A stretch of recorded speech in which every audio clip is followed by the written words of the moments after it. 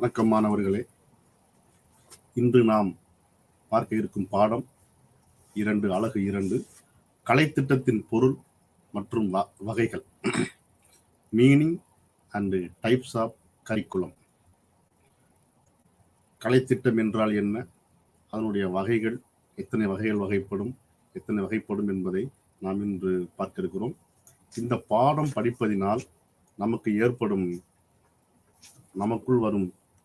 ஏற்படும் குறிக்கோள்கள் என்ன, நமது நோக்கம் என்ன என்று பார்த்தால், கலைத்திட்டம் மற்றும் பாடத்திட்டத்தின் கட்டமைப்பை பற்றி புரிந்து கொள்ள இருக்கிறோம். கலைத்திட்டம் மற்றும் பாடத்திட்ட கட்டமைப்பின் கருத்தை பற்றி புரிந்து கொள்ள இருக்கிறோம். பாடத்திட்டம் மற்றும் பாடத்திட்டத்தின் கருத்தை, அதாவது கரிக்குலம் அண்ட் சிலபஸ், இந்த ரெண்டுக்கும் உள்ள கான்செப்டை வேறுபடுத்தி பார்க்க இருக்கிறோம். கலைத்திட்டம் மற்றும் பாட புத்தகத்தின் கரிக்குலம் அண்ட் டெக்ஸ்ட் புக், இதுக்குள்ள வித்தியாசத்தை பார்க்க இருக்கிறோம். பல்வேறு வகையான பாடத்திட்டங்களை பார்க்க இருக்கிறோம். பல்வேறு பாடத்திட்டத்தின் தாக்கத்தை வெவ்வேறு படிப்பின் மீது பகுப்பாய்வு செய்ய இருக்கிறோம். அப்ப இந்த 2வது பாடம் படிப்பதினால் என்ன நோக்கம் நமக்கு நிறைவேறப் போகிறது என்றால், கலைத்திட்டம் மற்றும் பாடத்திட்ட கட்டமைப்பின் கருத்தை விளக்க இருக்கிறோம். பாடத்திட்டம் மற்றும் கலைத்திட்டத்தின் கருத்தை வேறுபடுத்தி பார்க்க இருக்கிறோம். பாடத்திட்டம் மற்றும் கலைத்திட்ட பாட புத்தகத்தின் கருத்தை வேறுபடுத்துகிறோம். பல்வேறு வகையான பாடத்திட்டங்களை விவரிக்க இருக்கிறோம். பல்வேறு பாடத்திட்டத்தின் தாக்கத்தை வெவ்வேறு படிப்பின் மீது பகுப்பாய்வு செய்ய இருக்கிறோம்.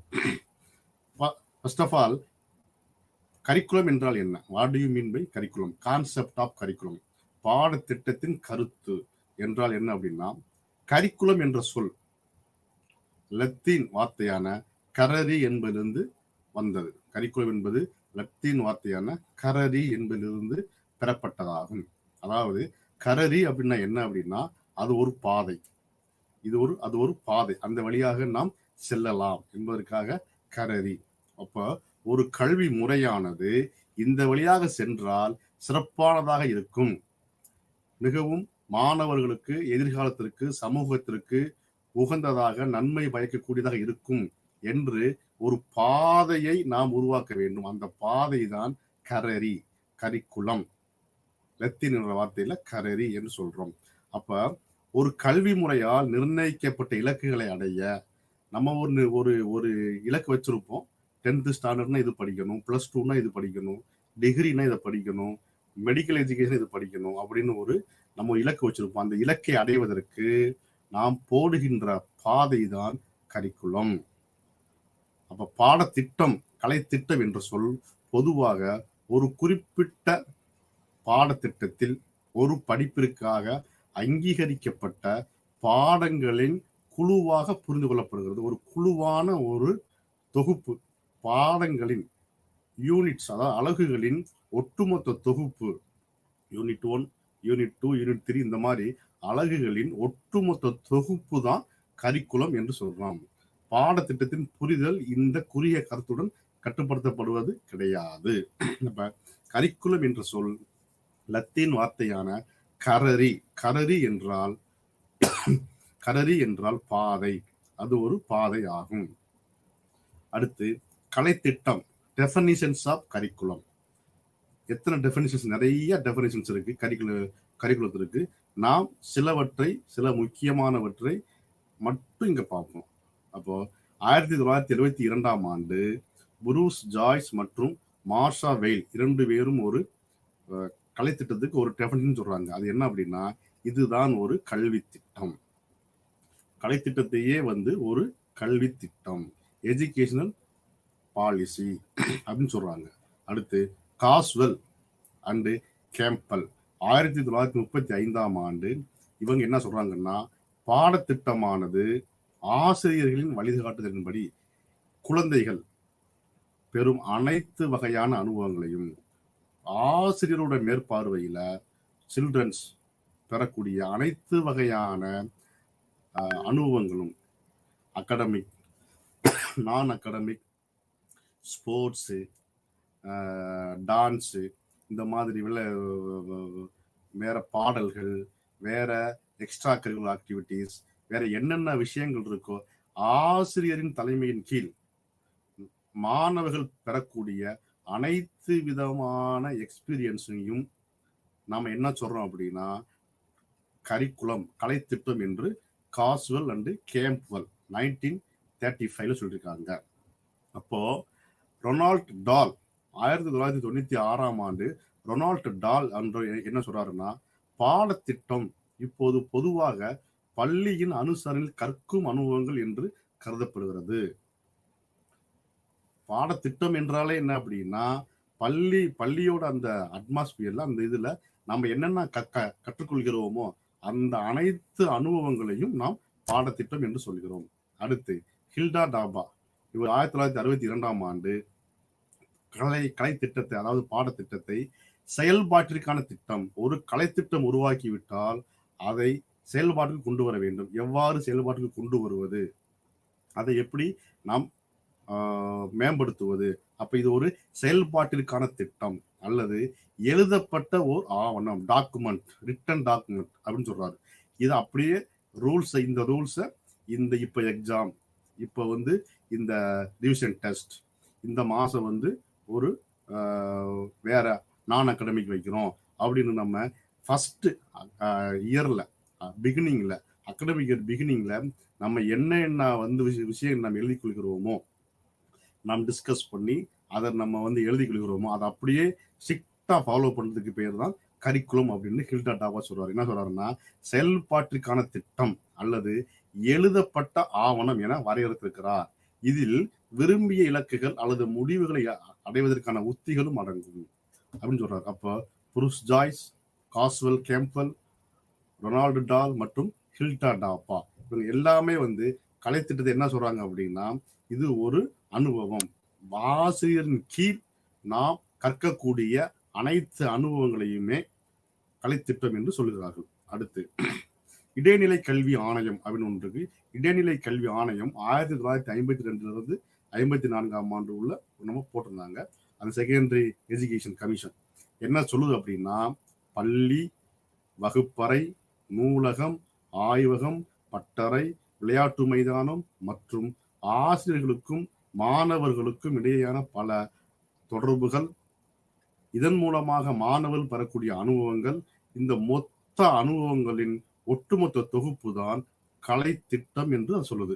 அதாவது பள்ளியில என்னென்ன கிளாஸ் ரூம் என்னென்ன நீங்க கத்துக்கிறீங்க, அந்த வகுப்பு என்ன கத்துக்கிறீங்க, நூலகத்துல என்ன கத்துக்கிறீங்க, லேபரேட்டரியில் என்ன கத்துக்கிறீங்க, பட்டறைன்னா அங்க ஒரு ஒர்க் ஷாப் மாதிரி, அதுல என்ன கத்துக்கிறீங்க, கிரவுண்ட் என்ன கத்துக்கிறோம், ஆசிரியருக்கும் மாணவருக்கும் என்ன டிஸ்கஷன் நடக்குது, அந்த டிஸ்கஷன் மூலமாக மாணவர்கள் பெறக்கூடிய எக்ஸ்பீரியன்ஸ், அனுபவங்கள், இந்த ஒட்டுமொத்த அனுபவங்களின் தொகுப்பு தான் கலைத்திட்டம் என்று இடைநிலை கல்வி ஆணையம் சொல்கிறது.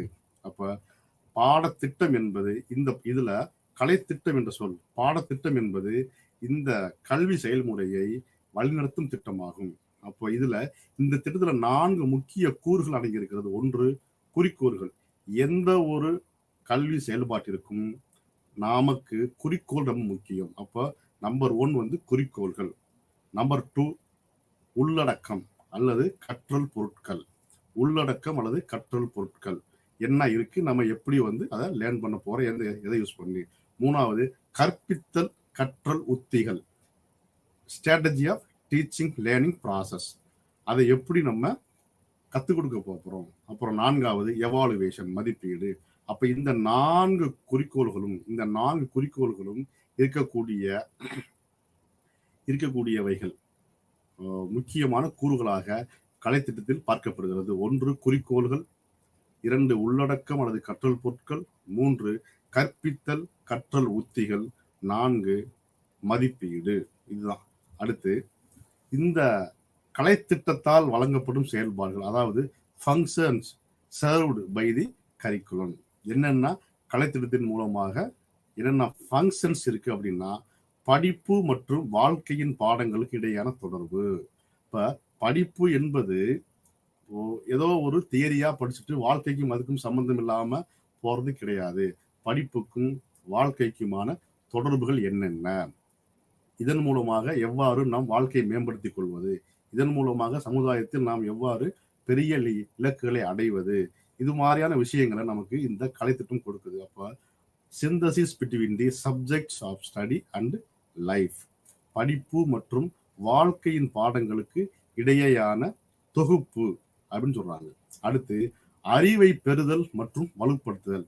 கலைத்திட்டத்தின் மூலமாக நாம் என்ன பண்றோம் அப்படின்னா, ஃபர்ஸ்ட் அறிவை பெறுகிறோம். அப்ப அறிவை பெறுவோம், பெறுதல் மற்றும் வலுப்படுத்துதல்.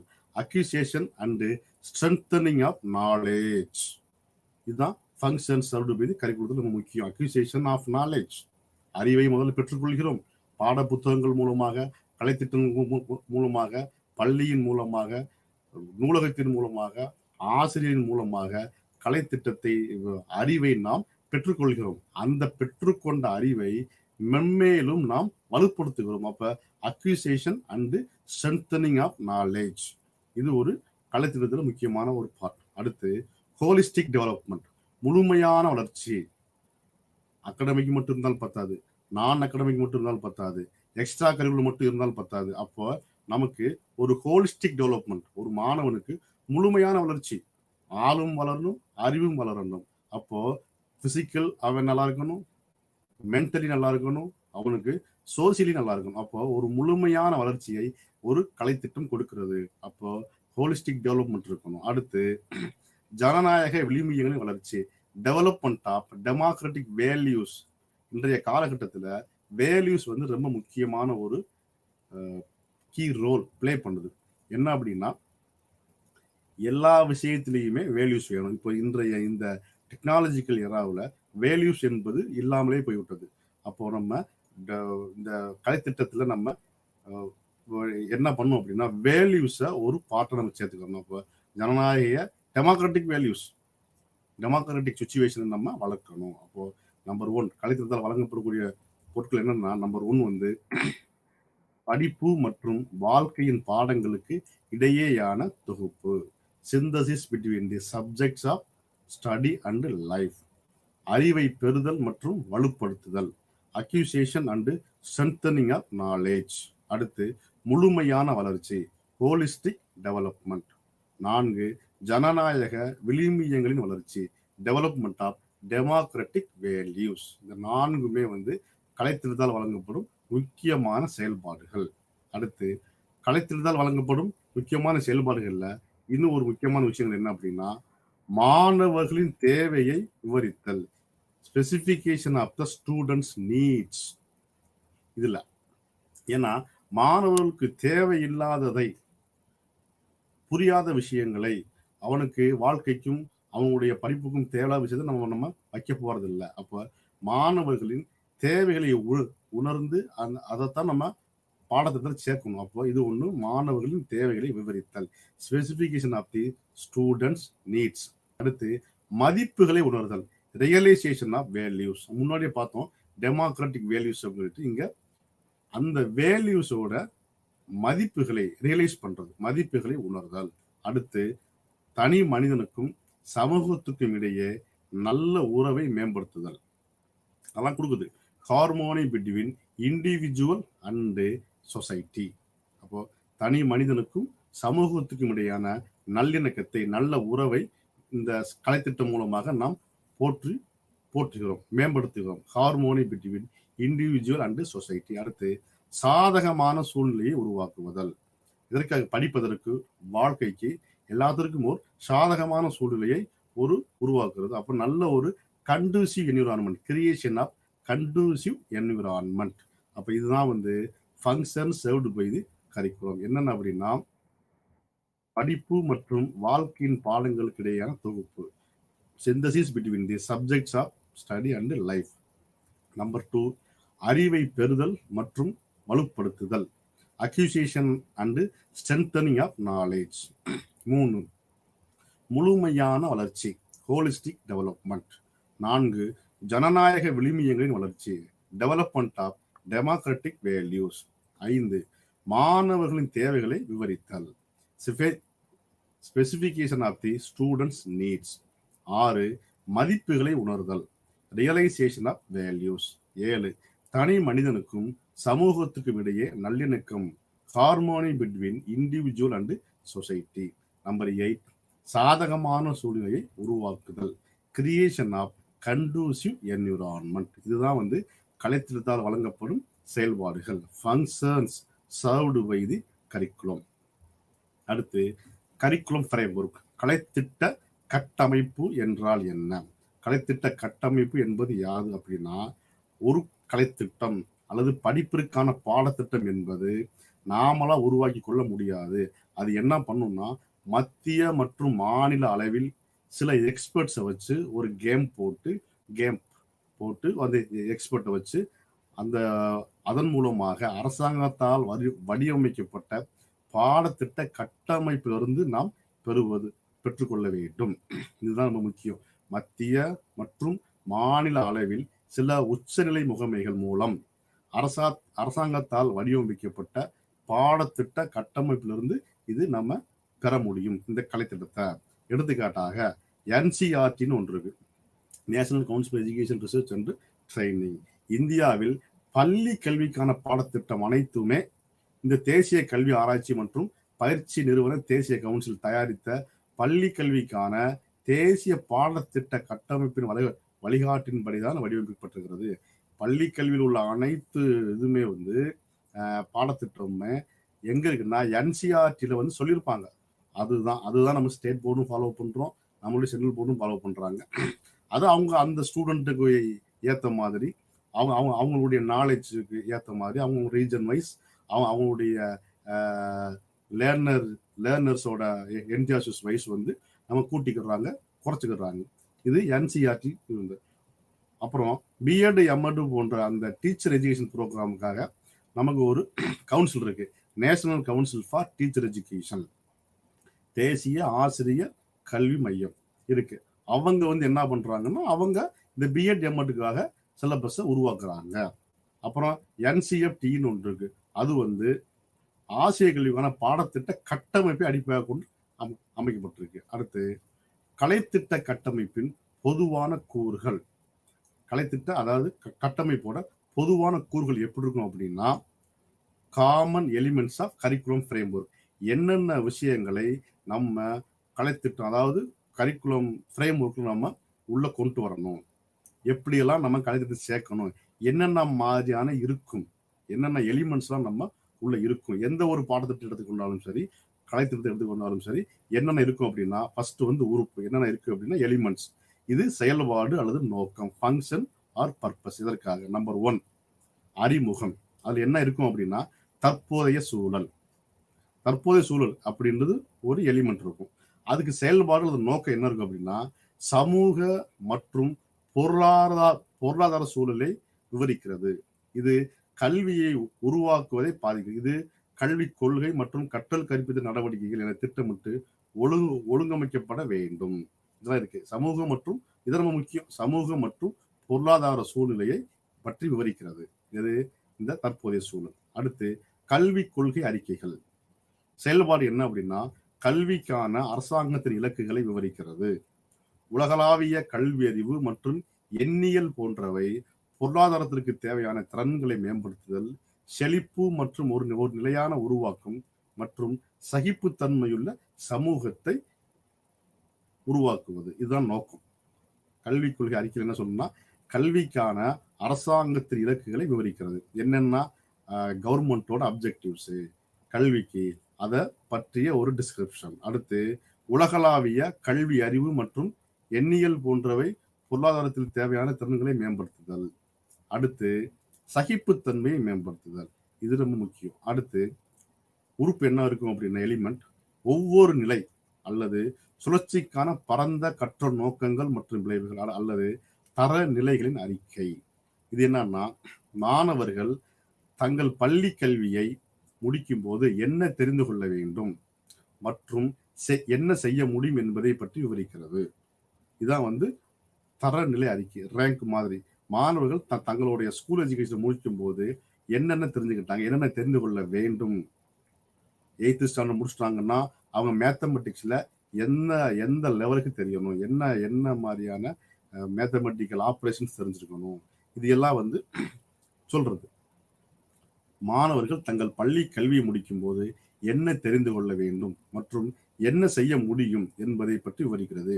அறிவு, புரிதல், திறன்கள், மதிப்புகள் மற்றும் அணுகுமுறைகள் உள்ளிட்ட பல களங்களில் முடிவுகளை வெளிப்படுத்த இந்த ஃபங்க்ஷன்ஸ் இருக்கு.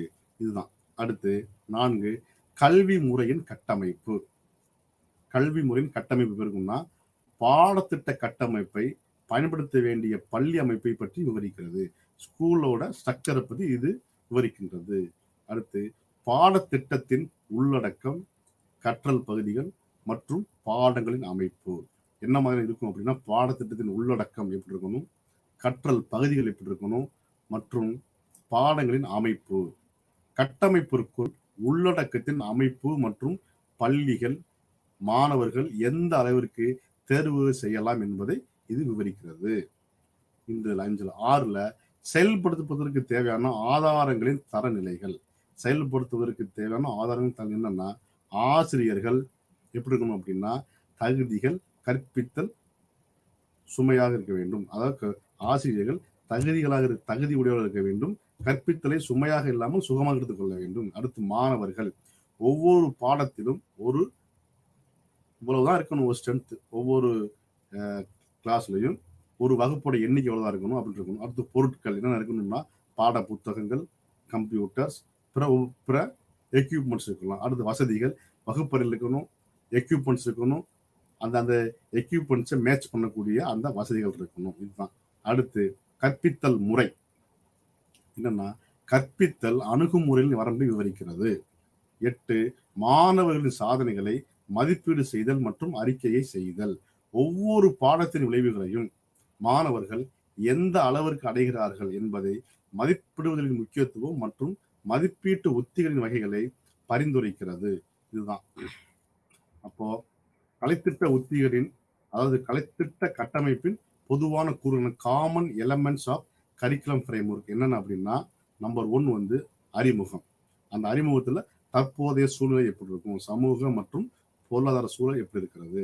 நம்பர் 2 கல்வி அறிக்கைகள், கல்வி கொள்கை அறிக்கைகள், எஜுகேஷன் பாலிசியோட பத்தி அதை விளக்குது. கல்வி கொள்கைக்கு கவர்மெண்ட் என்ன சொல்லியிருக்காங்க, உலக அளவில் எப்படி இருக்கு, நம்ம எப்படி இன்னும் மேம்படணும், அப்போ ஒரு சகிப்பு தன்மை எப்படி அட்ஜஸ்ட்மெண்ட் வளர்த்துக்கணும்னு சொல்லியிருக்கு. அடுத்து ஒவ்வொரு நிலை தரநிலைகளின் அறிக்கை. இதுல என்ன சொல்றாங்கன்னா, மாணவர்களோட நாலேஜ், புரிதல், ஸ்கில்ஸு, வேல்யூஸ், அதாவது எவாலுவேஷன், அவங்களோட அப்ரோச்சு, இதை பத்தி அவங்க எப்படி முடிவெடுக்கிறாங்க அப்படின்னு சொல்றதை பத்தியான ஒரு விஷயங்கள். அடுத்து கல்வி முறையின் கட்டமைப்பு, பாடத்திட்ட கட்டமைப்பை பயன்படுத்த வேண்டிய பள்ளி அமைப்பை பற்றி விவரிக்கிறது. அடுத்து பாடத்திட்டத்தின் உள்ளடக்கம், கற்றல் பகுதிகள் மற்றும் பாடங்களின் அமைப்பு எப்படி இருக்குன்னு சொல்லுது. அடுத்து ஆசிரியர்கள் எப்படி இருக்கணும், மாணவர்கள் எப்படி இருக்கணும், வசதிகள் எப்படி இருக்கணும், இன்ஃப்ராஸ்ட்ரக்சர், டீச்சர்ஸ் எப்படி இருக்கணும், ஸ்டூடெண்ட்ஸ் எப்படி இருக்கணும், இன்ஃப்ராஸ்ட்ரக்சர் என்னென்ன வேணும், இதை பத்தி சொல்லுது. அடுத்து கற்பித்தல் முறை, எந்த முறையில நம்ம கற்பிக்கணும், அப்ரோச் என்ன, எந்த பாடத்தை எப்படி கற்பிக்கணும். இதுதான் 7th பாயிண்ட். கற்பித்தல் அணுகுமுறையில் வரம்பு விவரிக்கிறது. என்னென்ன நம்ம கற்பிக்க போறோம், பிளேவே மெத்தட கற்பிக்கிறோமா, டெமான்ஸ்ட்ரேஷனா, லெக்சர் மெத்தடா, ஹியூரிஸ்டிக் மெத்தடா, இந்த மாதிரி என்ன முறையில் நாம் கற்பிக்க வேண்டும், இந்த ஒவ்வொரு பாடத்தையும் எப்படி கற்பிக்க வேண்டும் என்பதை அந்த கலைத்திட்டத்திலே நம்ம கோடிட்டு காட்ட வேண்டும்.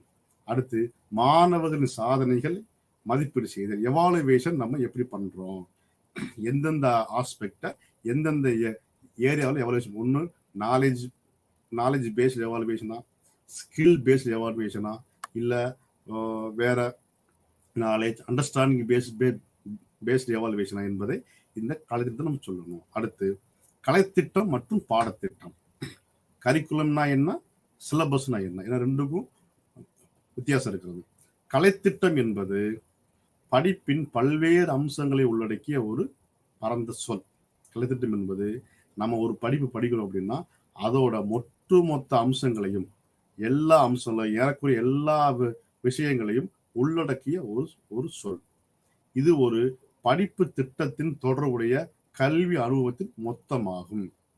கலைத்திட்டத்தின் 3 முக்கிய களங்களாக பாடத்திட்டம், இணை பாடத்திட்டம் மற்றும் பாடத்திட்டம் சாராத அம்சங்கள். இதுதான் கலைத்திட்டம் என்பது ஒட்டுமொத்தமான பாடத்திட்டத்தை பற்றிய ஒரு கூறுகள். அந்த கலைத்திட்டத்தில் அந்த கரிக்குலத்தில் என்னென்ன வரும் அப்படின்னா, சிலபஸ் வரும், எக்ஸ்ட்ரா கரிக்குலர் வரும், கோ கரிக்குலர். அப்போ பாடத்திட்டம், இணை பாடத்திட்டம், பாடத்திட்டம் சாராத அம்சங்கள், இது எல்லாமே ஒட்டுமொத்த அமைப்பு தான் வந்து கலைத்திட்டம், கரிக்குலம் சொல்றோம். அடுத்து பாடத்திட்டம்னு என்ன அப்படின்னா, ஒரு குறிப்பிட்ட படிப்பிற்கான எந்த ஒரு பாடத்திட்டமும் தொடர்புடைய பாடத்திட்டத்தின் முக்கிய அம்சமாக கருதப்படலாம். இது என்ன பொருட்கள் கற்பிக்கப்பட வேண்டும் மற்றும் எந்த வரிசையில் உள்ளது என்பதை இது குறிப்பிடுகிறது. என்ன கற்பிக்க போற கல்திட்டத்திலிருந்து ஒரு போர்ஷனை எடுத்து அந்த போர்ஷனை மட்டும் நம்ம சிலபஸா வச்சுக்கிறது தான் வந்து பாடத்திட்டம். இதுதான் இப்ப இந்த பாடத்திட்டம் என்பது கலைத்திட்டத்தின் ஒரு பகுதியாகும். அந்த பகுதியில இருந்து அந்த கலைத்திட்டத்திலிருந்து ஒரு பகுதியை எடுத்து நாம் மாணவர்களுடைய ஆர்வத்திற்கு ஏற்ப, மாணவர்களுடைய அந்த ப்ரீவியஸ் நாலேஜுக்கு ஏற்ப நாம் ஒரு போர்ஷன் வச்சுக்கிறோம். அதுக்கு பேர் தான் வந்து பாடத்திட்டம். அப்ப கலைத்திட்டம் என்பது ஒரு படிப்போட ஒட்டுமொத்த அம்சமாகும். இந்த ஒட்டுமொத்த அம்சத்திலிருந்து 3 வகைகள் அமையும். என்னன்னா, பாடத்திட்டம் வரும், இணை பாடத்திட்டம் வரும், பாடத்திட்டம் சாராத அம்சங்களும் வரும். ஆனா பாடத்திட்டம் என்பது ஒரு குறிப்பிட்ட படிப்பிற்கான எந்த ஒரு பாடத்திட்டமும் தொடர்புடைய பாடத்திட்டத்தின் முக்கிய அம்சமாக கருதப்படுகிறது. இது என்ன பொருட்கள் கற்பிக்கப்பட வேண்டும் மற்றும் எந்த வரிசையில் உள்ளது என்பதையும் இது குறிக்கிறது. அப்ப கலைத்திட்டம் மற்றும் பாடத்திட்டத்தின் வேறுபாடு என்ன அப்படின்னா, பாடத்திட்டம் இது கலைத்திட்டம். பொருள் என்ன அப்படின்னா, பாடத்திட்டத்தில் உள்ள கருத்துக்களின் அனைத்து பகுதிகளையும் உள்ளடக்கிய ஆவணமாகும். இது ஒரு ஆவணம். ஒரு பாடம் எடுத்துக்கிட்டோம்னா அந்த பாடத்துல அந்த பாடத்துல மட்டும் உள்ள அனைத்து பகுதிகளையும் உள்ளடக்கிய ஒரு டாக்குமெண்ட். இதுதான் வந்து பாடத்திட்டம். இதுவே கலைத்திட்டம் அப்படின்னா, கல்வி முறை அல்லது பாடத்திட்டத்தில் கற்பிக்கப்படும் ஒட்டுமொத்தமான உள்ளடக்கமாகும். இதுதான் கல்வி முறை எப்படி இருக்கும் அல்லது பாடத்திட்டத்தில் கற்பிக்கப்படும் ஒட்டுமொத்த உள்ளடக்கமாகும். தோற்றம் இது அப்படின்னா, இது வந்து கிரேக்க சொல் சிலபஸ், இது லத்தீன் வேர்ட் கரிக்குலம். இது சிலபஸ், இது லத்தீன். அடுத்து அமைப்பு எப்படி இருக்கும் அப்படின்னா, இது ஒரு பாடம், அவ்வளவுதான். சிலபஸ் என்பது ஒரு பாடம். கலைத்திட்டத்துல வந்து அமைப்புனா இது ஒரு பாட நெறி அல்லது ஒரு திட்டம், ஒட்டுமொத்தம் ஒரு பாட திட்டம். இது ஜஸ்ட் ஒரு யூனிட், அது ஒரு ஏரியா. அடுத்து இது வந்து விளக்கமாக இருக்கும். பாடத்துல வந்து இது வந்து விளக்கமா இருக்கும். ஒரு பாடத்தை எடுத்துக்கிட்டோம்னா டாப் டு பாட்டம் ஏறக்குறைய அனைத்து அம்சங்களையும் உள்ளடக்கிய ஒரு பாடத்தில் மாத்திரம் அனைத்து அம்சங்களையும் உள்ளடக்கியதை பத்தி விளக்கக்கூடியது. இது ஜஸ்ட் பரிந்துரைக்கிறது. இது இப்படி இருக்கும், இது இப்படி இருக்கும். நம்ம தான் எடுத்து அதை நல்ல இன் டெப்தா போய் படிச்சுக்கிற மாதிரி இருக்கும். அடுத்து இது ஒரு வாய்ப்பு என்னன்னா, இது குறுகியது, இது ஒரு அகலமானது, இது ஒரு விசாலமானது, இது ஒரு விசால பார்வை கொண்டது. இந்த கலைத்திட்டத்தை எடுத்துக்கிட்டோம்னா நமக்கு வந்து விசாலமாக இருந்து நம்ம இன் டெப்தா போய் லைப்ரரியில படிக்கிற மாதிரி இருக்கும். அடுத்து இது தேர்வு வாரியம் மூலமாக ஒரு வாரியம், ஒரு எக்ஸ்பர்ட் இல்ல அந்த ஏரியாவில் உள்ள ஒரு டீச்சர்ஸ், இவங்க மூலமாக இது வந்து கொண்டு வர்றாங்க. இது வந்து கவர்மெண்ட் சொல்லுது, கலைத்திட்டத்தை வந்து கவர்மெண்ட் இது வைக்கணும்னு சொல்லுது. ஸ்கூல் முடிவெடுத்துக்கலாம், காலேஜில் வந்து இதை வந்து வச்சுக்கலாம், முடிவெடுத்துக்கலாம். அகாடமிக் கவுன்சில்லாம் இருக்கு. அல்லது அந்த ஒரு எஜுகேஷன் இன்ஸ்டிடியூஷன் வந்து ஒரு முடிவெடுத்துக்கலாம். இந்த இருக்கு. இது வந்து காலம், இது என்ன அப்படின்னா, இது ஒரு நிலையான காலத்திற்கு பொதுவாக ஒரு வருடம். பாடத்திட்டம் என்பது பொதுவான ஒரு வருடம். இந்த வருடம் ஒரு பாடத்திட்டத்தை வைக்கிறோம், ஒரு சிலபஸை வைக்கிறோம். மாணவர்களுக்கு அந்த பாடத்திட்டத்தின் மூலமாக நன்மை பயக்குது, மேலும் மேலும் அவங்களுக்கு ஆர்வத்தை கூட்டுது அந்த பாடத்தின் மூலமாக. இது வேலை வாய்ப்புக்கு ஏற்ற மாதிரியான ஒரு பாடமாக இருக்கிறது. இது அப்படின்னா அதை நம்ம கன்டினியூ பண்ணலாம், ஒரு 1 இயர் கன்டினியூ பண்ணலாம். அப்புறம் மேலும் கன்டினியூ பண்ணிட்டே போகலாம், அப்டேட் பண்ணிட்டே போகலாம். ஆனா இதுவே பயனற்றது என்றால் நாம் உடனே நீக்கி விடலாம். ஆனால் இந்த கலைத்திட்டம் என்பது ஒரு படிப்பு முடியும் வரை, 3 வருஷம் ஒரு டிகிரி படிக்கிறாங்கன்னா படிப்பு முடியும் வரை இந்த கலைத்திட்டம் கண்டிப்பாக இருக்கும். அடுத்து இதோட ஸ்ட்ரக்சர் எப்படி இருக்குன்னா, ஆசிரியருக்கு ஆசிரியர் மாறுபடும் பாடத்திட்டம். ஒரு வாத்தியார் ஒரு மாதிரி சொல்லுவாரு, இன்னொரு வாத்தியார் ஒரு மாதிரி சொல்லுவார். அப்ப ஆசிரியருக்கு ஆசிரியர் இந்த பாடத்திட்டம் மாறுபடும், அவருடைய கான்செப்ட் மாறுபடும். ஆனா கலைத்திட்டம் வந்து எல்லா ஆசிரியர்களுக்கும் ஒரே மாதிரியாக இருக்கும். இதுதான் வந்து பாடத்திட்டத்துக்கும் கலைத்திட்டத்துக்கும் வேறுபாடு. என்ன அப்படின்னா, இன்னொன்று சொல்றேன். பொருள்: பாடத்திட்டம், கலைத்திட்டம். பாடத்திட்டத்தில் உள்ள கருத்துக்களின் அனைத்து பகுதிகளையும் உள்ளடக்கிய ஆவணமாகும்.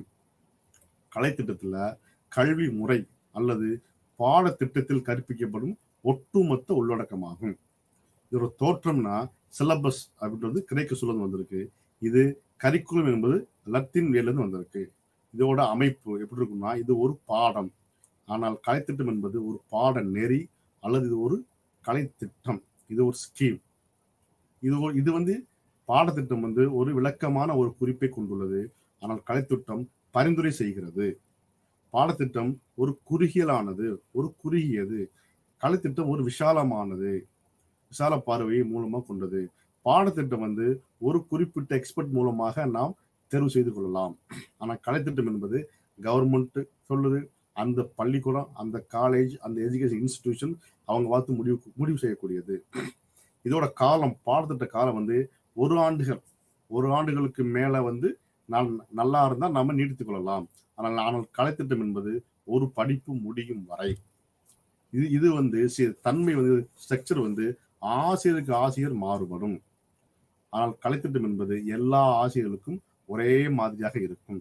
இதுதான் கலைத்திட்டம் மற்றும் பாடத்திட்டத்தினுடைய வேறுபாடு. அப்புறம் கரிக்குலம் அண்டு டெக்ஸ்ட் புக். கலைத்திட்டம்னா என்ன, பாட புத்தகம் என்றால் என்ன? Curriculum and text book. கலைத்திட்டம் என்பது நம்ம முன்னாடியே பார்த்துட்டோம். இது வந்து ஒரு பரந்த சொல். இது எல்லா அம்சங்களையும் உள்ளடக்கக்கூடியது. இது ஒரு ஒட்டுமொத்த கற்றல் அனுபவங்களின் ஒட்டுமொத்தமான ஒரு தொகுப்பு. இதுல சிலபஸ் வரும், இது எக்ஸ்ட்ரா கரிக்குலர் வரும், இணை பாடத்திட்டங்கள் வரும், பாடத்திட்டம் சாராத அம்சங்கள் வரும். எல்லாமே ஒட்டுமொத்த ஒரு மாணவனுடைய ஒரு அனுபவங்கள். அதுதான் வந்து கலைத்திட்டம். படிக்கிறது, விளையாடுறது, டான்ஸ் ஆடுறது எல்லாமே நம்ம ஏற்கனவே பேசிட்டோம். கலைத்திட்டம் என்பது ஒரு பரந்த ஒரு சொல். ஆனால் பாட புத்தகம் என்பது, பாட நூல் என்பது ஒரு குறிப்பிட்ட பாடத்தில் உள்ளடக்கங்களை கற்பிப்பதில் பயன்படுத்தப்படும் ஒரு புத்தகம். சில சமயங்களில் ஒரு பாடத்தை கற்பிக்க பல பாட புத்தகங்கள் நமக்கு தேவைப்படலாம். இதுதான் முக்கியம். அந்த பாட நூல் என்பது அந்த பாடத்திட்டத்தில் சிலபஸ்ல உள்ளதை நம்ம கற்பிப்பதற்காக பயன்படுத்தக்கூடிய ஒரு டூல், ஒரு புத்தகம். இந்த புத்தகத்தை தான் நம்ம யூஸ் பண்ணணும்னு கிடையாது. பல புத்தகங்கள் இருக்கும். ஒரே ஒரு புக்கு மட்டும் நம்ம சஜஸ்ட் பண்ண மாட்டாங்க. பல புத்தகங்கள் இருக்கும். அது நமக்கு எந்த புக்கு தேவைப்படுதோ அதை நம்ம பயன்படுத்திக் கொள்ளலாம். மாணவர்களுக்கு பல வழிகளில் கற்கக்கூடிய பல உத்திகளில், பல டூல்ஸ்ல இந்த புத்தகம் என்பது, பாட புத்தகம் என்பது ஒரு டூல். அவ்வளவுதான். அது நம்மளுடைய நோக்கம் என்ன அப்படின்னா, அந்த பாடத்தை கவர் பண்ணிருக்கணும். அந்த பாடத்திட்டத்தின் மூலமாக கலை திட்டத்தை நாம் புரிந்து கொள்வதற்காக இது பயன்படக்கூடியது. அடுத்து, பாட புத்தகங்கள் மாணவர்களுடைய சுய ஆய்வு மற்றும் செயல்பாட்டின் பழக்கத்தை ஏற்படுத்துகிறது.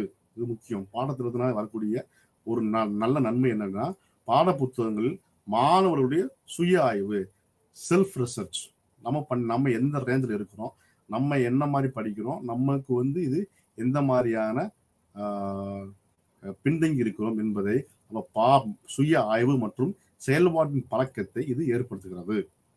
மாணவர்கள் மனதில் சிந்தனை மற்றும் பகுத்தறிவை உருவாக்குகிறது பாட புத்தகம். நாம் ஒரு மாதிரியாக நினைச்சிருப்போம். ஒரு விஷயத்த, ஒரு கான்செப்ட, ஒரு கருத்தை நாம் ஒரு மாதிரி நினைத்திருப்போம். ஆனால் பாட புத்தகத்தில் வேற மாதிரி இருக்கும். அப்ப பகுத்தறிவை உருவாக்குறது. வெவ்வேறு பகுதிகளில் கற்பித்தல் திறனை வளர்ப்பதில் ஆசிரியர்களுக்கு இது உதவுகிறது. பாட புத்தகங்கள் டீச்சருக்கு ரொம்ப ஹெல்ப்ஃபுல்லா இருக்கு. எப்படி டீச் பண்றது, எப்படி எந்தெந்த ஸ்டூடெண்ட்டுக்கு வந்து எப்படி டீச் பண்றது என்பதற்கு பாட புத்தகங்கள் ஆசிரியர்களுக்கு மிகவும் உறுதுணையாக உள்ளது. அடுத்து, மாணவர்கள் பாடங்களை பற்றிய சரியான புரிதலை வளர்க்க இது இந்த புத்தகங்கள் உதவுகிறது. மாணவர்கள் வந்து பாடங்களை பற்றி சரியான புரிதலை வளர்க்க உதவுகிறது. சமூகத்திற்கும் மாணவருக்கும் இடையே நல்ல உறவை இது வளர்க்கிறது. ஏன்னா நிறைய பாட புத்தகங்கள்ல மாரல் ஸ்டோரிஸ் இருக்கு. நிறைய பாட புத்தகங்கள்ல நம்ம சுதந்திரத்தை பற்றிய கருத்துக்கள் இருக்கு. நிறைய பாட புத்தகங்கள்ல எப்படி வாழணும், எப்படி வாழக்கூடாது, எப்படி நீதியை கடைபிடிக்க வேண்டும், எப்படி ஒழுக்கமாக இருக்க வேண்டும், இது மாதிரி பல விஷயங்களை நமக்கு பாட புத்தகங்கள் சொல்லுகிறது. அந்த பாட புத்தகத்தின் மூலமாக நமக்கும், அதாவது மாணவர்களுக்கும் சமூகத்திற்கும் இடையே ஒரு நல்ல ரேப்போவை உருவாக்கக்கூடியது இந்த பாட புத்தகங்கள் தான். பொதுவாக புத்தகங்கள் தான், அதுதான் பாட புத்தகம் சொல்றோம், புத்தகங்கள் தான். அடுத்து மாணவர்கள் இடை மற்றும் பல்துறை கண்ணோட்டத்தில் பாடங்களை புரிந்து கொள்ள வாய்ப்பளிக்கிறது. மல்டி ஆஸ்பெக்ட்ல இருந்து எப்படி இந்த ஏரியாவை நம்ம படிக்கலாம் சொல்லிட்டு ஒரு புரிந்து கொள்ளுக்கு வாய்ப்பளிக்கிறது. பாடத்திட்டத்தின் கல்வி நோக்கங்களை உணர்ந்து கொள்வதற்கான இது ஒரு கருவியாகும். பாடப்புத்தகங்கள் பாட நெறி படிப்பு திட்டம் கட்டமைக்கப்பட்ட அடித்தளம் ஆகும் இது. அடுத்து கொடுக்கப்பட்ட பாடத்திற்கான ஆய்வு பொருட்களின் முதன்மை ஆதாரமாக இது உள்ளது. பாடப்புத்தகங்கள் பாடத்திற்கான ஆய்வு பொருட்களின் முதன்மை ஆதாரமாக உள்ளது. இதுதான் ரொம்ப முக்கியம். அப்போ பாட புத்தகம் அதோட நன்மை என்ன அப்படின்னா, பாட புத்தகங்கள் மாணவர்களிடையே சுய ஆய்வு மற்றும் செயல்பாட்டின் பழக்கத்தை ஏற்படுத்துகிறது. மாணவர்களின் மனதில் சிந்தனை மற்றும் பகுத்தறிவை உருவாக்குகிறது. வெவ்வேறு பகுதிகளில் கற்பித்தல் திறனை வளர்ப்பதில் ஆசிரியர்களுக்கு பாட புத்தகங்கள் மிகவும் பயனுள்ளதாக உள்ளது. மாணவர்கள் பாடங்களை பற்றிய சரியான புரிதலை வளர்க்க இது உதவுகிறது. சமூகத்திற்கும் மாணவர்களுக்கும் இடையே நல்ல உறவை பாட புத்தகங்கள் வளர்க்கிறது. மாணவர்கள் இடை மற்றும் பல்துறை கண்ணோட்டத்தில் பாடங்களை புரிந்து கொள்ள இது வாய்ப்பளிக்கிறது. பாட புத்தகங்கள் பாடத்தின் கல்வி நோக்கங்களை உணர்ந்து அதன் மூலமாக செயல்படுவதற்கு ஒரு கருவியாக பயன்படுகிறது. பாட நெறி அல்லது பாடத்திட்டம் கட்டமைக்கப்பட்ட அடித்தளமாக இது பயன்படுகிறது. அனைத்து பாடத்திற்கான ஆய்வு பொருட்களின் முதன்மை ஆதாரமாக இது விளங்குகிறது. இதுதான் பாட புத்தகங்களுடைய நன்மைகளாக நாம் பார்க்கிறோம். அடுத்து கலைத்திட்டத்தின் வகைகள், டைப்ஸ் ஆஃப் கரிக்குலம். என்னென்ன மாதிரியான கலைத்திட்டங்கள் நமக்கு இருக்கு அப்படின்னா, பாரம்பரிய அது பாடம் சார்ந்த பாடத்திட்டம், அதாவது கலைத்திட்டம். பாரம்பரிய traditional R subject oriented curriculum. எந்த ஒரு ட்ரெடிஷனல் அல்லது சப்ஜெக்ட் ஓரியன்டட் கரிக்குலம் ஒரு பாடத்தை எடுத்துக்கிட்டோம்னா அந்த பாடம் சார்ந்த விஷயங்களை எவ்வாறு நாம் திட்டமிட வேண்டும், எவ்வாறு படிக்க வேண்டும், எப்படி அந்த கலைத்திட்டத்தை நம்ம கொண்டு சொல்லணும், என்னென்ன ஆஸ்பெக்ட் கலைத்திட்டத்தில் வரணும், பழைய ட்ரெடிஷன்ல இருந்து ஆரம்பிச்சு ஒரு வரலாறு, ஒரு பாடம் இந்திய சுதந்திரம் என்று எடுத்தோம்னா எப்போ ஆரம்பிச்சது, எவ்வாறெல்லாம் கஷ்டப்பட்டாங்க, எப்படிலாம் வந்துச்சு, என்னென்ன போராட்டங்கள் நடத்தினாங்க, ஒவ்வொரு ஆண்டுகளுக்கும் என்னென்ன போராட்டம் நடந்தது, அதன் மூலமாக வரக்கூடிய நன்மைகள் என்ன, எப்போ நம்ம சுதந்திரம் அடைஞ்சோம் அப்படின்னு ட்ரெடிஷனலா பாடம் சார்ந்த விஷயங்களை அப்படியே சொல்லிக்கொண்டே வருவது பாரம்பரிய அல்லது பாடம் சார்ந்த பாடத்திட்டம், traditional R subject oriented curriculum.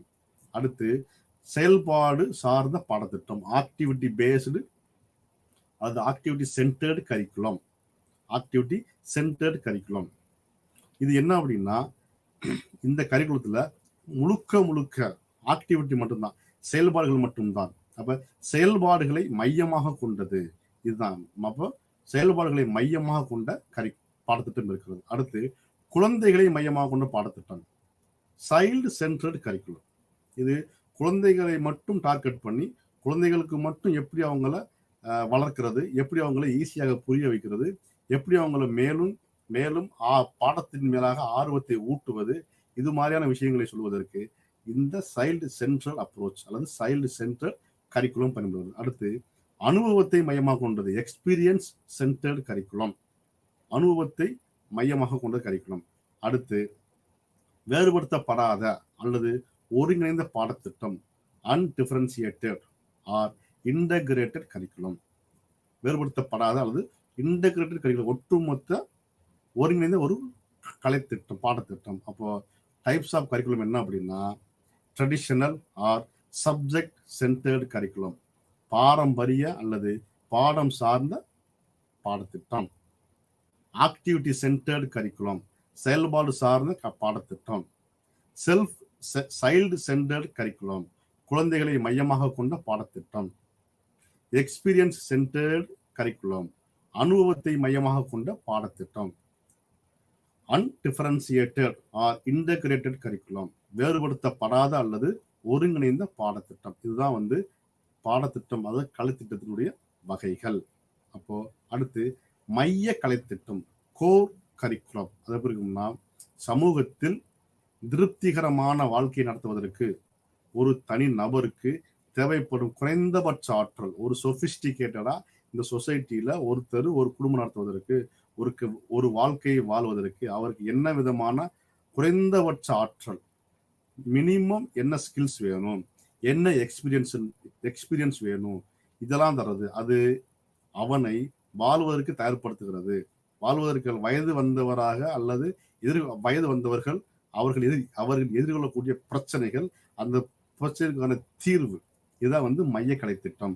ஒரு மாணவருக்கு இல்ல ஒரு தனி நபருக்கு, ஒரு தனி மாணவிக்கு இந்த சமூகத்தில் ஒரு ஒரு குறைந்தபட்ச ஆற்றலோட எப்படி நம்ம அனுபவங்களோட எந்த பிரச்சனை வந்தாலும் அதை தீர்க்கக்கூடிய அந்த நாலேஜை கொடுக்கிறது, இதெல்லாம் சேர்ந்து எப்படி ஒரு நல்ல சிட்டிசனா வளர்க்கிறது என்பதற்கு நாம் உருவாக்கி கொண்ட கலைத்திட்டம் தான் கோர் கரிக்குலம், மைய கலைத்திட்டம்.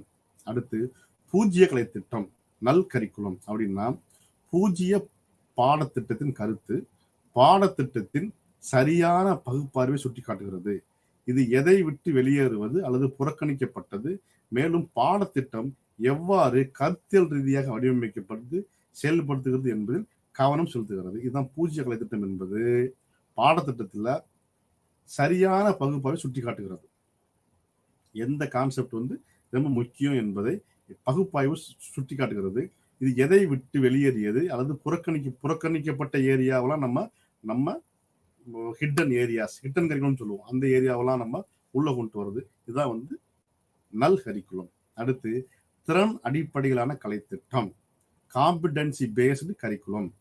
திறன் அடிப்படையிலான பாடத்திட்டம் மாணவர்கள், ஆசிரியர்கள் மற்றும் சமூகத்தின் மாறி வரும் தேவைகளை மையமாக கொண்டு, கற்பவர்களையும் மையமாக கொண்டு கற்றல் அணுகுமுறையை வலியுறுத்துகிறது. சுயத்திறன், அதன் திறன் அடிப்படையிலான கலைத்திட்டம். சுயத்திறன், குடியுரிமை, டிஜிட்டல் நாலேஜ் இன் எஜுகேஷன், கல்விய டிஜிட்டல் நாலேஜ், தகவல் தொடர்பு, கற்றல் சூழல், கற்பனை கிரியேட்டிவிட்டி அல்லது படைப்பாற்றல், விமர்சன சிந்தனை கிரிட்டிசிசம், சிக்கல்களை தீர்க்கும் திறன் மற்றும் திறன் அடிப்படையான பாடத்திட்டம் மூலம் இது உருவாக்குகிறது. இதான் வந்து காம்பிடன்சி பேஸ்டு. என்னென்ன காம்பிடன்சியை இது வளர்க்கக்கூடியது ஒரு மாணவனுக்கு அப்படின்னா, சுயத்திறன், குடியுரிமை சிட்டிசன்ஷிப், டிஜிட்டல் கல்வி அறிவு, தகவல் தொடர்பு மற்றும் ஒத்துழைப்பு, கற்றல், கற்பனை மற்றும் படைப்பாற்றல், விமர்சன சிந்தனை மற்றும் சிக்கல் தீர்க்கும் சிந்தனை போன்ற திறன்களை திறன் அடிப்படையிலான பாடத்திட்டத்தின் மூலம் நம்மளால் உருவாக்க முடியும். இதுதான் காம்பிடன்சி பேஸ்டு கரிக்குலம். அடுத்து மறைக்கப்பட்ட கலைத்திட்டம், ஹிட்டன் கரிக்குலம். இது என்னன்னா மறைக்கப்பட்ட, ஹிட்டன்னா ஒரு மறைக்கப்பட்ட ஒரு ஏரியா. அப்ப மறைக்கப்பட்ட பாடத்திட்டம் என்ற சொல் அதிகாரப்பூர்வமற்ற மற்றும் முறைசாரா அறிவுறுத்தல் தாக்கங்களை குறிக்கிறது. அது வெளிப்படையான இலக்குகளை அடைவதை ஆதரிக்கும். அப்ப பரிந்துரைக்கப்பட்ட பாடத்திட்ட உள்ளீடுகள் வெளிப்படையாக குறிப்பிடப்படாதால் அது அழைக்கப்படுகிறது. அதாவது ஒரு கலைத்திட்டத்துல இந்தந்த ஏரியாவெல்லாம் இருக்கணும் அப்படின்னு வச்சிருப்பாங்க. அப்படியே இருந்தாலும் அதை பத்தி யாரும் அதிகமாக வெளிக்கொணராம அதை அப்படியே வந்து சாய்ஸ்ல விட்டுட்டு அடுத்த பாடத்துக்கு போயிடுவாங்க. அப்போ அந்த ஹிட்டன் ஏரியாவை நம்ம கொண்டு வரணும், அதோட உள்ளீடை வெளியே கொண்டு வந்து அதோட இம்பார்ட்டன்ஸ் கொடுக்கிறது. இதுதான் வந்து ஹிட்டன் கரிக்குலம், மறைக்கப்பட்ட கலைத்திட்டம். அடுத்து ஹாப்பினஸ் கரிக்குலம், மகிழ்ச்சி கலைத்திட்டம். இது பொதுவாக குழந்தைகளுக்கு, எல்லா குழந்தைகளும் வெவ்வேறு சூழ்நிலையில் பிறந்து வளர்கிறார்கள். பல குழந்தைகள் பல அடுக்கு மாடி குடியிருப்புகளின் வரம்பில், வழிகாட்டப்படாத கம்ப்யூட்டர்ல மின்னணுல அதிக செயல்பாடு, செல்போன்ல அதிக செயல்பாடு, டிவியில அதிக செயல்பாடு, இது எல்லாம் வந்து இருக்கு. அதுல இருந்து அவங்கள மாறி இயற்கை, விவசாயம், உலகம் எப்படி இருக்கு, சமூகம் எப்படி இருக்கு அப்படின்ட்டு அவங்கள வெளியே கொண்டு வந்து அவங்கள சமூகத்தை பற்றி காட்டி அதன் மூலமாக மகிழ்ச்சியை ஏற்படுத்துவது. இதுதான் வந்து ஹாப்பினஸ் கரிக்குலம் அப்படின்னு சொல்றோம். அடுத்து தொழில் முனைவோர் கலைத்திட்டம். தொழில் முனைவோர் இது என்ன அப்படின்னா ஆண்டர்பிரினர்ஷிப் கலைத்திட்டம். இது என்ன அப்படின்னா தொழில் முனைவோர் பாடத்திட்டம் என்பது இளைஞர்களின் தொழில் முனைவோர் திறனை மேம்படுத்துவதற்கான, அதாவது ஆண்டர்பிரினர்ஷிப் கரிக்குலம். இப்போ தொழில் முனைவோர் மேம்படுத்துவதற்கான செலவு எப்படி, எவ்வளவு செலவாகும், என்ன மாதிரியான தொழில் செய்யலாம், இந்த ஏரியாவில் என்ன மாதிரியான தொழில் செய்யலாம், அந்த தொழில்கள் மூலமாக நாம எப்படி ஒரு தொழில் முனைவோராக, அதாவது ஆண்டர்பிரினர் மாறலாம். இப்போ கிராமங்கள் நகரத்தில் உள்ள பெண்கள் மற்றும் சிறுவர்கள் வரைக்கும் எப்படி சென்றடைஞ்சு அதை எப்படி வெளிக்கொண்டு வருவது. அப்ப தொழில் முனைவோர் பாடத்திட்டம் என்பது இளைஞர்களின் இளைஞர்களுடைய தொழில் முனைவோர் சிந்தனையை, திறனை இது மேம்படுத்தி அவர்களை வேற லெவலுக்கு கொண்டு போறது. அதாவது அவங்கள ஆண்டர்பிரினர் ஸ்டூடெண்ட்ல இருந்து ஆண்டர்பிரினர் லெவலுக்கு கொண்டு போறதா தொழில் முனைவோர் கலைத்திட்டம். இது தனியார் துறை வளர்ச்சிக்கு ரொம்ப அடித்தளமா இருக்கிறது. தொழில் முனைவு என்பது தேசிய அளவில் பொதுவாக மேல்நிலைப்பள்ளி அல்லது தொழில்நுட்ப, அதாவது பாலிடெக்னிக், இன்ஜினியரிங் காலேஜஸ்ல இது முக்கியமான ஒரு பாடத்திட்டமா இருக்குது. தொழில் முனைவோர் கலைத்திட்டம் இதுதான். நம்ம என்ன பார்த்தோம் அப்படின்னா, இப்போ இந்த கலைத்திட்டத்து இதுல மைய கலை ஃபர்ஸ்ட் கலைத்திட்ட வகைகள்ல பாரம்பரிய அல்லது பாடம் சார்ந்த பாடத்திட்டம், traditional R subject centred curriculum. அடுத்து செயல்பாடு சார்ந்த பாடத்திட்டம், ஆக்டிவிட்டி சென்டர்ட் கரிக்குலம். அடுத்து குழந்தைகளை மையமாக கொண்ட பாடத்திட்டம், சைல்டு சென்டர்ட் கரிக்குலம். அடுத்து அனுபவத்தை மையமாக கொண்ட பாடத்திட்டம், எக்ஸ்பீரியன்ஸ் சென்டர்ட் கரிக்குலம். அல்லது அடுத்து வேறுபடுத்தப்படாத அல்லது ஒருங்கிணைந்த பாடத்திட்டம், அன்டிஃபரன்ஷியேட்டட் ஆர் இன்டகிரேட் கரிக்குலம். அதன் மூலமாக மைய கலைத்திட்டம், கோர் கரிக்குலம். அப்போ மைய கலைத்திட்டம் எப்படி இருக்கும், பூஜ்ய கலைத்திட்டம் என்றால் என்ன, எந்த ஏரியா நமக்கு விட்டு வெளியேறிச்சு, அதை எப்படி உள்ள கொண்டு வர்றது, அப்ப திறன் அடிப்படையிலான கலைத்திட்டம் எப்படி இருக்கும், என்னென்ன திறன்களை மாணவர்களுக்கு நாம் வளர்க்க வேண்டும், சுய செல்ஃப் எவாலுவேஷன், சுய திறன், self evaluation, self esteem, self awareness, self concept, இந்த மாதிரியான digital knowledge, computer based knowledge, technological skills, இதெல்லாம் வளர்க்கறதுக்கு தேவையான திறன்களை வளர்ப்பது competency based curriculum, hidden curriculum, happiness curriculum. அடுத்து தொழில் முனைவோர் ஆண்டர்பிரினர்ஷிப் கரிக்குலம். இதெல்லாம் நம்ம பார்த்துக்கிறோம். அப்போ மாணவர்களே, நாம் இன்று பார்த்தது என்னென்ன ஏரியா அழகு 2 நம்ம பார்த்துருக்கோம் அப்படின்னோம்னா, பாடத்திட்டத்தின் கருத்து, கான்செப்ட் ஆஃப் கரிக்குலம். கரிக்குலம் என்றால் என்ன, இது ஒரு லத்தீன் சொல். இது ஒட்டுமொத்த ஒரு தொகுப்பு, இது ஒரு பாதை. நாம் நடப்பதற்கு நாம் எவ்வாறு பாதை தேவைப்படுகிறதோ அது மாதிரி ஒரு பாடம் படிப்பதற்கு ஒரு பாதை தேவைப்படுகிறது. அந்த பாதை தான் கரிக்குலம். அந்த கலைத்திட்டத்தை உருவாக்கி நாம் படிக்க வேண்டும். அதுதான். அடுத்து கலைத்திட்டத்தை பற்றி பல்வேறு அறிஞர்கள், மேலைநாட்டு அறிஞர்கள், நமது இடைநிலை கல்வி ஆணையம் இதெல்லாம் என்ன சொல்லியிருக்கு அப்படின்றத பத்தி பார்த்து எல்லாருமே என்ன சொல்லிருக்காங்கன்னா, பள்ளி, வகுப்பறை, நூலகம், ஆய்வகம், பட்டறை, விளையாட்டு மைதானம் மற்றும் ஆசிரியர்கள் மாணவர்களின் தொடர்பு,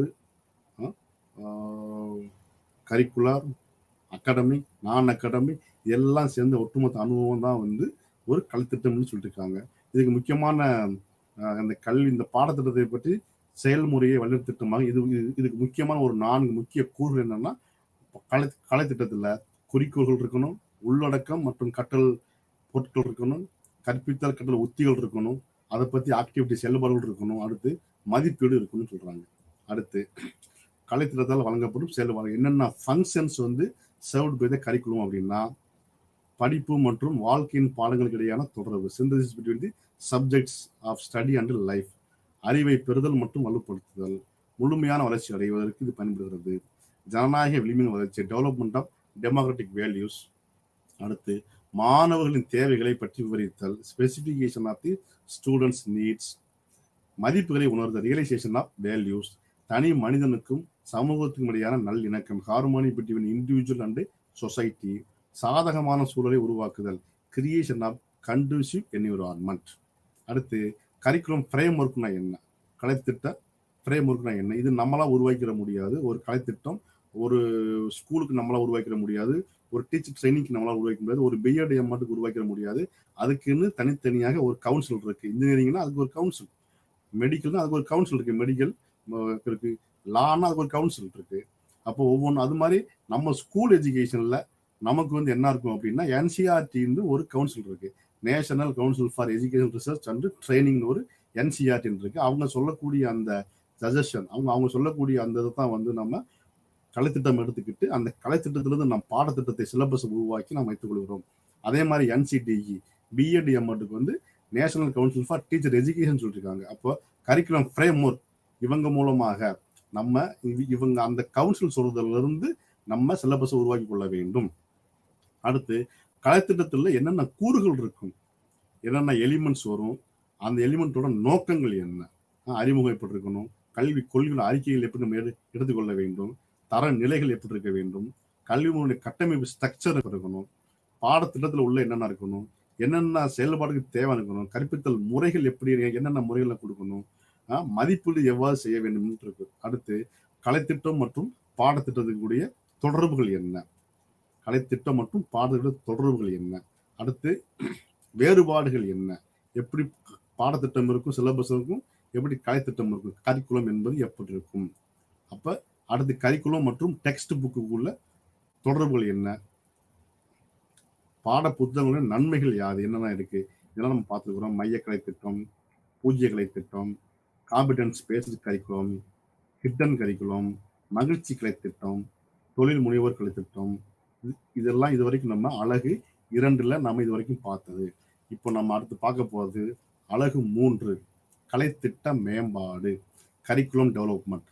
இந்த கலைத்திட்ட மேம்பாட்டில் பாடம் படிப்பதனால் நமக்கு வரக்கூடிய நன்மைகள் அல்லது இந்த பாடத்தினால் நம்முடைய நோக்கம் என்ன, குறிக்கோள்கள் என்ன அப்படின்னா கலைத்திட்ட திட்டமிடலின் பொருளை விளக்குதல், அதாவது எப்படி பிளான் பண்ணுது, கலைத்திட்ட திட்டமிடலின் பொருளை விளக்குதல். அடுத்து கலைத்திட்ட திட்டமிடல் மற்றும் அதன் அணுகுமுறைகளின் பல்வேறு அம்சங்களை பற்றி கண்டறிதல். அடுத்து கல்திட்டத்தை திட்டமிட பல்வேறு அணுகுமுறைகளின் மையத்தை ஆய்வு செய்வது. அடுத்து கலைத்திட்ட வடிவமைப்பின் வெவ்வேறு பரிமாணங்களை புரிந்து கொள்வது.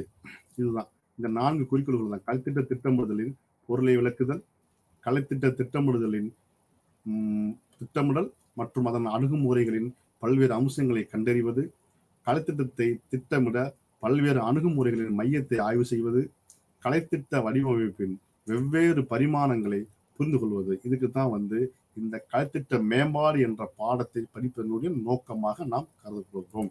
இப்ப கலைத்திட்ட திட்டமிடல் என்றால் என்ன, கரிக்குலம் பிளானிங் அப்படின்னா என்ன அப்படின்னா, கலைத்திட்ட திட்டமிடல் என்பது ஒரு சமூகம் அல்லது ஒரு நாட்டோட இலக்குகள் மற்றும் தேவைகள் என்ன, ஒரு நாட்டோட இலக்கு என்ன, அந்த சமூகத்திற்கு அந்த நாட்டிற்கான என்னென்ன தேவைகள் இருக்கு, அந்த தேவைகளை நாம் எவ்வாறு ஃபுல்ஃபில் பண்ணுவது என்பதை பற்றி பாட புத்தகத்திலிருந்து உருவாக்குவது, அந்த பாட புத்தகம் உள்ள கொண்டு வருவது, இது ஒரு செயல்பாடாக வருகிறது. அப்ப கலைத்திட்ட திட்டமிடல் கரிக்குலம் பிளானிங் என்பது ஒரு சமூகம் அல்லது ஒரு நாட்டின் இலக்குகள் மற்றும் தேவைகளுக்கு ஏற்ப பாடத்திட்டத்தை உருவாக்குவதில் மேற்கொள்ளப்படும் தொடர் செயல்பாடுகளாக நாம் பார்க்கிறோம்.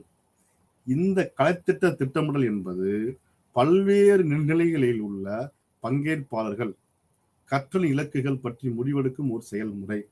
அவை அடையக்கூடிய கற்றல் கற்பித்தல் செயல்பாடுகள் பற்றிய முடிவு செய்வது, ஏற்றுக்கொள்ளப்பட்ட முறைகள் மற்றும் வழிமுறைகளை பயனுள்ளதாக என்பதை தீர்மானிக்கிறது. அப்போ கலைத்திட்ட திட்டமிடல் கரிக்குலம் பிளானிங் ஒரு கரிக்குலம் வந்து நம்ம வடிவமைப்பதற்கு முன்னாடியாக அது எப்படி பிளான் பண்ணும் அப்படின்னா, இந்த பாடத்திட்டத்தின் மூலமாக இந்த நாட்டிற்கு என்ன நன்மை, இந்த சமூகத்திற்கு என்ன நன்மை, இந்த சமூகத்திற்கு என்ன தேவை, இந்த மாணவர்களுக்கு எதை சொல்லிக் கொடுத்தால் இந்த அந்த தனி மனிதனும் அந்த தனி மாணவர் மட்டுமல்ல அந்த ஒட்டுமொத்த சமூகமும் முன்னேறும், எப்படி ஒரு நல்ல ஒரு வளர்ச்சி அடையும் என்பதை பற்றி ஒரு பிளான் வச்சுக்கணும். இதுதான் வந்து கரிக்குலம் பிளானிங். அடுத்து மீனிங் ஆஃப் கரிக்குலம் பிளானிங், கலைத்திட்ட திட்டமிடலின் பொருள்.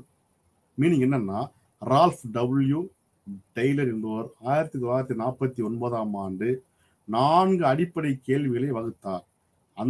அவை எந்த ஒரு கட்டத்திற்கும் பாடத்திட்டத்தை திட்டமிடும் போது விவாதிக்கப்பட வேண்டும் என கூறியிருக்கிறார். அந்த 4 முக்கியமான கோட்பாடுகள் என்னன்னா, ஒரு கல்வி நிறுவனம் என்ன அடிப்படை நோக்கங்களை அடைய வேண்டும்.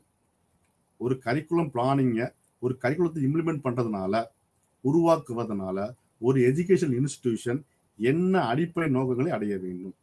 இது ரொம்ப முக்கியம். அடுத்து இந்த நோக்கங்களை அடைவதற்கு என்ன கற்றல் அனுபவங்களை வழங்கலாம். ஒரு ஒரு என்ன மாதிரியான அனுபவங்களை வழங்கலாம், அல்லது இந்த கற்றல் அனுபவங்களை எவ்வாறு திறம்பட ஒழுங்கமைக்கப்பட வேண்டும், ஒழுங்கமைக்கப்பட முடியும். அடுத்து இந்த நோக்கங்கள் அடையப்படுகின்றனவா என்பதை நாம் எவ்வாறு தீர்மானிக்கலாம். இதுதான் இது ரால்ஃப் டபிள்யூ டெய்லர் என்ன சொல்றோம்னா 4 முக்கியமான ரீசன்ஸை நம்ம மைண்ட்ல வச்சுக்கணும். ஒண்ணு, ஒரு கல்வி நிறுவனம் என்ன அடிப்படை நோக்கங்களை அடைய வேண்டும், அந்த நோக்கங்களை அடைவதற்கு என்ன கற்றல் அனுபவங்களை வழங்கலாம், அந்த கற்றல் அனுபவங்களை எவ்வாறு திறம்பட ஒழுங்கமைக்க முடியும், அந்த நோக்கங்கள் அடையப்படுகின்றனவா என்பதை நாம் எவ்வாறு தீர்மானிக்கலாம். இதுதான் கலைத்திட்ட திட்டமிடலின் பொருள், மீனிங் ஆஃப் கரிக்குலம். அடுத்து ஹில்டா டாவா என்ன சொல்றாருன்னா, அதுவும் அவருமே 1962 கற்பவர்களின் உளவியல் மற்றும் சமூகவியல் தேவைகளை கருத்தில் கொண்டு, ஏன்னா சைக்காலஜிக்கலும் சோசியாலஜிக்கல் இந்த 2 ஃபேக்டர்ஸ் ஒரு லேர்னருக்கு ரொம்ப இன்ஃப்ளூயன்ஸ் பண்ணும். ஒரு ஒரு ஒரு ஒரு மாணவரை ரொம்ப இன்ஃப்ளூயன்ஸ் பண்ணக்கூடியது அவரோட சைக்காலஜிக்கல் ஃபேக்டர் இன்ஃப்ளூயன்ஸ் பண்ணும், சோசியாலஜிக்கல் ஃபேக்டர்ஸ் இன்ஃப்ளூயன்ஸ் பண்ணும். அப்போ சமூகவியல் தேவைகளை கருத்தில் கொண்டு ஆசிரியர் தனது சொந்த பாடத்திட்டத்தை உருவாக்க வேண்டும், அல்லது பாடத்திட்டத்தை பள்ளி நிர்வாகத்தால் என்ன பண்ணக்கூடாது, செய்யக்கூடாது. மாணவர்களுக்கு என்ன தேவை என்ன தேவை இல்லை என்பதை அந்த ஆசிரியர்கள் தான் உருவாக்க வேண்டும். NCF நேஷனல் கரிக்குலம் ஃப்ரேம்வொர்க் 2005 என்ன சொல்றாங்கன்னா, பாடத்திட்டம் மற்றும் கற்றல் அனுபவங்களை திட்டமிடும் போது பின்பற்ற வேண்டிய சில முக்கியமான கொள்கைகளை சொல்றாங்க. என்னன்னா, அறிவை பள்ளிக்கு வெளியே உள்ள வாழ்க்கை இணைத்தல். மாணவர்கள் நாலேஜ வெளியில் உள்ள சமூகத்திற்கு போற்றி பார்க்கிறது.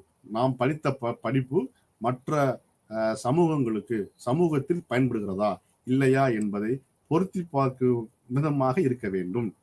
கற்றல் முறைகளிலிருந்து விலகி செல்ல போது உறுதி செய்வது. கற்றல் முறைகளிலிருந்து நம்ம என்ன பண்ணக்கூடாது, விலகி செல்லக்கூடாது.